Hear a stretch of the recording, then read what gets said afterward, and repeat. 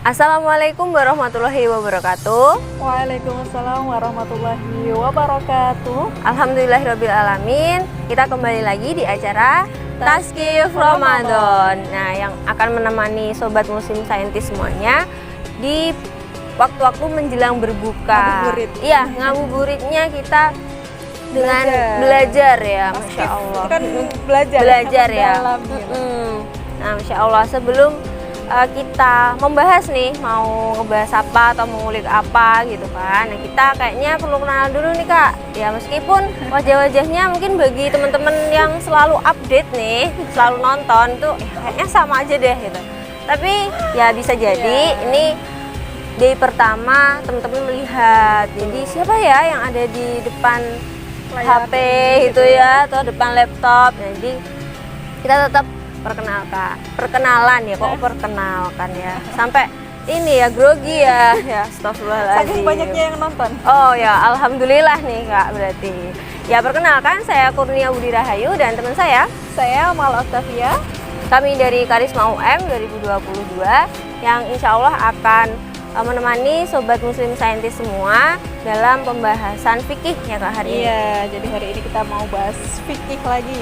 Setelah kemarin bahas Gen Z, sains ya, kan ada 3 tema tuh. Iya, ada 3 tema. Sekarang kebagian yang fikih lagi. Iya, fikih lagi insya Allah. Nah, untuk teman-teman yang kepo dengan pembahasan-pembahasan kita sebelumnya, bisa nih untuk subscribe, nyalakan loncengnya ya. Jadi nanti kalau ada notifikasi, Biar ada nada-nada. ya, kalau kita udah upload, notifikasinya langsung muncul kayak gitu. Dan jangan lupa like dan juga share ya. Sebanyak mungkin biar jadi amal jariah. Ya, gitu. betul banget nih. Nah, ngomong-ngomong nih kayak ketika kita itu bicara soal fikih haid gitu, kemudian juga fikih mandi wajib ya, karena kan ketika haid itu kita juga ada mandi wajibnya. Tapi kalau ngomongin mandi wajib, ini tuh lebih global lagi, karena nggak cuma haid aja nih. Iya betul. Nah, sebetulnya apa sih Kak yang akhirnya menjadikan kita itu wajib mandi wajib? Berarti mandi junub Apa ya. nih judulnya nih? Apa dulu nih? Jadi kaidah mandi junub ya, atau kalau mungkin biasanya kita nyebutnya mandi wajib. Mandi wajib. Nah, tapi kalau secara fikihnya mungkin biasanya itu dikenal sebagai mandi junub. Mandi junub. Ya, mau dia keluarnya darah nifas, misalkan gitu ya, darah haid, atau mungkin ketika keluar mani itu namanya mandi junub. Oke. Kita bicara soal keumumannya terlebih dahulu. Laki-laki dan perempuan sebetulnya mandi junubnya itu sama, hanya saja nanti akan ada pengkhususan ya ketika perempuan haid. Oh ya. Kalau kondisinya tidak haid berarti sama nih gitu. Oke, ya. Yang pertama terkait dengan kondisi-kondisi orang yang harus mandi junub atau mandi wajib. Yang pertama ketika keluarnya darah haid bagi perempuan, wajib. Dia harus mandi junub atau mandi wajib. Kemudian keluarnya mani gitu ya. Ketika bertemunya 2 alat kelamin gitu ya, laki-laki dan perempuan. Kemudian ketika nifas gitu. Beberapa kondisinya seperti itu ketika kita diwajibkan untuk mandi junub atau mandi wajib. Itu beberapa kondisinya. Nah, terkait dengan kaidah-kaidahnya nanti akan ada kaidah umum sama kaidah khusus. Seperti itu. Oke. Nah, mungkin bisa dijelaskan nih Kak tentang kaidah umumnya dulu. Oke. Jadi kalau bicara soal kaidah umum, ini baik laki-laki maupun perempuan sama. Jadi nggak ada perbedaan ya. Nah, nanti kalau mau bicara kaidah khusus baru di situ ada pengkhususan tersendiri. Terkait dengan kaidah umum, yang pertama ketika kita mau mandi junub atau mandi wajib, kita masuk kamar mandi kan ya. Oh iya, pastilah Kak ya. Itu nggak usah ditanya lagi ya. Pokoknya kita terkait dengan ketentuan-ketentuannya kita siapin dulu, kayak misalkan ada airnya gitu ya. Dan airnya dipastikan suci dan mensucikan. Jangan pakai air yang mustahil. Oh iya. Karena ini kita akan membersihkan hadas besar, bukan hadas kecil gitu.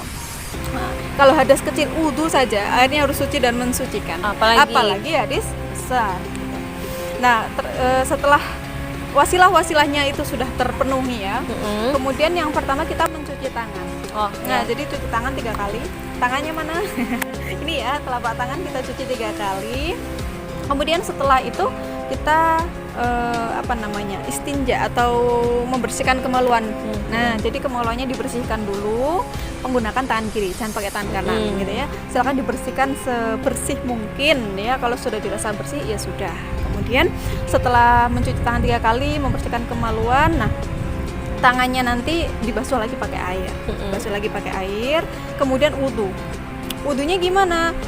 Ini menurut riwayat dari Aisyah radhiyallahu an, wudhunya itu sempurna seperti kalau kita mau sholat. Nah, jadi mulai dari rukun yang pertama sampai rukun yang terakhir selesaikan. Nah, kemudian setelah kita berwudhu secara sempurna gitu ya, maka kita mengusap bagian rambut atau bagian kepala ini sebanyak 3 kali dengan air ya. Airnya pastikan air yang suci. Kalau lebih afdolnya biasanya adalah air yang mengalir. Biar dia tidak mustakmal gitu. Jadi airnya diusapkan ke kepala 3 kali gitu ya. Kemudian kita membasuh kepala itu mulai dari kanan dulu. Nah, membasuh kan sudah diusap 3 kali ya, gitu ya. Dibasuh 3 kali, kemudian kita mulai mencuci kepalanya dari arah kanan dulu. Dari arah kanan dulu, kemudian dari arah ke arah kiri. Nah, sambil kemudian ketika kita membasuh dari arah kanan itu kita menyela-nyela rambut. Nah, jadi rambutnya di sela-sela tuh biar kena ke kepalanya gitu ya. Jadi di sela-sela. Nah, setelah sudah di sela-sela mulai dari arah kanan ataupun arah kiri, yang terakhir nanti adalah mengguyur air ke seluruh bagian tubuh. Nah, jadi pastikan air yang jatuh ke seluruh tubuh kita itu mengenai semua pangkal-pangkal tubuh gitu ya. Mulai dari yang mungkin mohon maaf ya, mungkin di ketiak gitu ya, atau yang area-area yang susah tersentuh air gitu ya. Itu pastikan kena air semuanya. Jadi kalau hal-hal tadi itu sudah dilakukan, ini bagian dari kesempurnaan mandi junub. Nah, apakah hal ini harus berurutan? Sebetulnya ini adalah afdoliyah atau kesunahan. Nah, kalau bicara terkait dengan rukun atau wajibnya mandi junub itu hanya ada 2, niat dan kemudian mengguyur air sampai ke seluruh tubuh. Itu sudah cukup. Nah, namun sebagai seorang muslim yang kita lebih dekat sama Allah, lebih ingin taat sama Allah, maka kita pun harus melakukan afdoliyahnya atau kesunahannya, termasuk kayak mencuci tangan, wudhu dan lain sebagainya itu, gitu ya. Apakah harus membuka kepangan rambut kalau seandainya rambutnya dikepang dan sebagainya? Kalau mandi junubnya itu adalah mandi junub biasa ya, maksudnya bukan dalam kondisi haid gitu ya, itu ditali saja tidak masalah gitu. Jadi ya sudah dikuncir, dikepang ya, gitu. dikuncir ya. Itu tidak masalah. Nah, kalau kaidah khusus, nah di sini baru kita ngomongin kaidah khusus. Kaidah khususnya misalkan ketika seorang perempuan itu haid gitu ya. Kan beda nih, laki-laki kan nggak mungkin haid gitu ya. Kalau perempuan haid nih, maka nanti akan ada tambahan bagi perempuan. Nah, 1, perempuan itu ketika nanti mandi junub dia menambahkan wewangian atau sabun atau mungkin minyak misik ya, tahu ya. Jadi para sahabiah dulu itu suka banget ketika mandi junub itu setelahnya menggunakan wewangian gitu. Karena memang aroma darah itu kan amis ya. Ya khas membekas gitu, sehingga aroma itu perlu dihilangkan atau mungkin perlu disamarkan dengan wewangian. Boleh sabun, boleh menggunakan minyak misik atau wewangian yang mungkin cocok dengan tubuh kita. Kemudian yang kedua, kalau kita haid maka kepangan rambutnya dibuka gitu. Jadi kalau keramas atau dibasuh gitu ya berarti nanti rambutnya dibasuh ketika sudah kepangan atau kuncirannya sudah itu lepas dibuka gitu ya. Nah, kemudian yang ketiga kita pastikan bahwasanya setelah mandi nih sudah tidak ada darah yang keluar. Nah, caranya gimana? Kita bisa menggunakan kapas atau mungkin semacam kain putih atau tisu gitu ya. Kemudian mohon maaf kita lap ke area vagina gitu ya. Di area kemaluan itu kemudian kita pastikan bahwasanya tidak ada darah yang keluar lagi gitu. Itu adalah kaidah khususnya. Kalau sekedar mandi junub yang misalkan keluar mani atau kayak gimana, itu tidak perlu dilakukan karena tidak ada tidak ada darahnya ya. Insya Allah seperti itu ya terkait dengan kaidah umum dan kaidah khususnya. Untuk rukunnya sama aja ya Kak sebetulnya? Iya, kalau untuk rukunnya sebetulnya semuanya sama-sama saja. Niat, kemudian membasuh air dari mulai atas sampai bawah ya, seluruh tubuh itu sudah gitu. Misal anak kos terus samponya habis gitu ya Kak, terus aduh gimana, masa nggak sholat gitu ya? Iya, yang penting rukun kewajibannya itu tidak pakai sampo ya. Dan wewangian bukan cuma sampo ya. Bisa deodoran itu ya, bisa parfum jadi, gitu. Yang penting aroma, kalau misalkan haid ya darahnya memang betul-betul sudah suci lah intinya gitu. Masya Allah ya, ternyata ketika kita itu haid gitu ya, ataupun ya besok nanti kalau misalnya sudah punya momongan itu kan pasti akan ada nifas gitu nifas ya. dan sebagainya. Nah, kita belajar dulu nih kayak gimana fikihnya untuk bekal kita nanti kayak gitu. Karena kan fikih ini ya sehari-harinya kita ya Iya, Kak. apalagi ini kan baru dasar banget ya, kalau nggak paham ya masa nanti kita rumah tangga terus tanya ke tetangga ini gimana. seperti Padahal itu. kita sendiri yang merasakan kayak gitu. Nah, apalagi nih pertanyaan penting, sahabat muslim saintis ini udah pada tahu niatnya belum ya? Oh iya. Jangan-jangan udah tahu gerakannya, aduh Niatnya ini gimana apa ya? gitu. Niatnya tuh Allah barik lana atau gimana? Udah mau makan ya Kak. Sore-sore gini kan. Udah vibes-nya buka aja. Kalau Kak Nia, apal nggak niatnya? Dibatin aja Kak ya. Yang penting kita berniat untuk Oke. mensucikan diri dari hadas besar. Kalau mau dilafatkan seperti Kalau apa? mau dilafatkan ya mungkin bisa dijelaskan sekalian ya Kak. Oke, jadi kalau niat itu memang letaknya di dalam hati ya. Tapi kalau mau dilafatkan itu bagian dari kesunah. Iya. Nah, lafadznya gimana? Kalau menggunakan bahasa Arab, maka nawaitu ghusla li raf'il hadasil akbaril. Nah, jadi hadas akbar. Bisa nanti ditambahin dengan minal haidi, minal nifas dan lain sebagainya. Fardhal lillahi ta'ala. Jadi saya sengaja membasuh air gitu ya. air Mandi besar, mandi gitu ya, besar mandi. ya. Saya sengaja mandi wajib, mandi junub untuk menghilangkan hadas besar saya, misalkan karena haid, karena nifas, ataupun karena keluarnya mani, misalkan gitu. Fardu wajib karena Allah Ta'ala.